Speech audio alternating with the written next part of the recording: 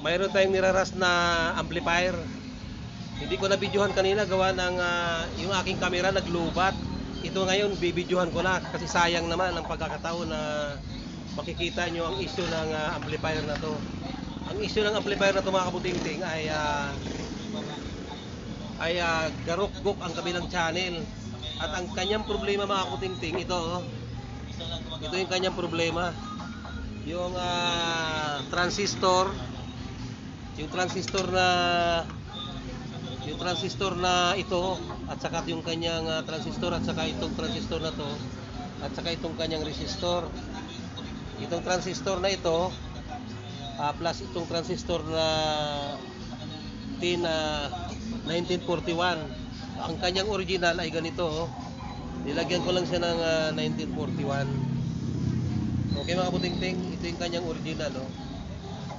Ang nilagay ko sa kanya 1941 gawa ng pareho lang naman sila. At saka may sunog din siyang resistor. Hindi ko na nabibidyohan yung pagkaka-issue niya kanina gawa ng sa dami na nagpapagawa mga kabutingting, binamadali lahat.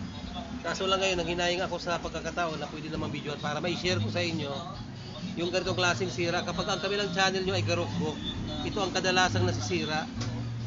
Ito kadalasan nagsisira ito isa na to, plus yung resistor plus ito. Ngayon nung tinisting na natin, mayroong isang dulog kaya lang sira pa yung kanyang mga bulyuman.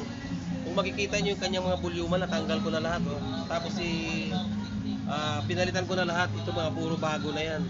Ngayon pati yung volume, bass treble, plus itong sa kanyang microphone pinalitan. Kung makikita niyo mga kabutingting, andito yung may-ari. Ate, kaway. Ito yung may-ari at saka yung kanyang mister. Inaantay nila kasi gagamitin nila sa mamaya sa Christmas party.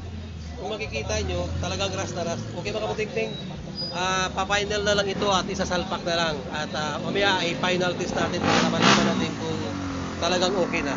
Okay? Pa ko na yung mga volume. Kakabit na lang yung mga niya, yung mga knob. At magpa-final test na tayo. Okay mga kabutingting, ay final na lang natin. Kabutingting, final na. Kung makita nyo, naka-plug in na itong ating ampli. Ito na, gumagana na siya. Okay na mga kabutingting. At yung may-ari mga kabutingting, naka-antabay pa rin sila.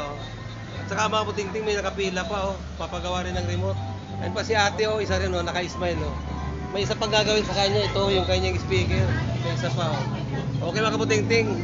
Busy tayo ngayon kasi Christmas talaga Okay mga kabutingting, okay na ang amplifier. Boss, pakitesting ng microphone. Pakitesting ng microphone.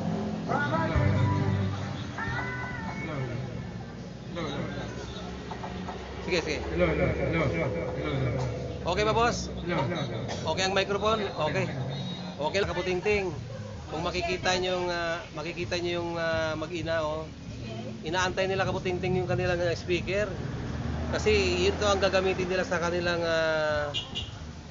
Christmas party mamaya kay Papa Jesus kasi birthday niya mamaya Wala silang ibang sounds. Ngayon ang problema ng kanilang speaker ay sira yung chargeran.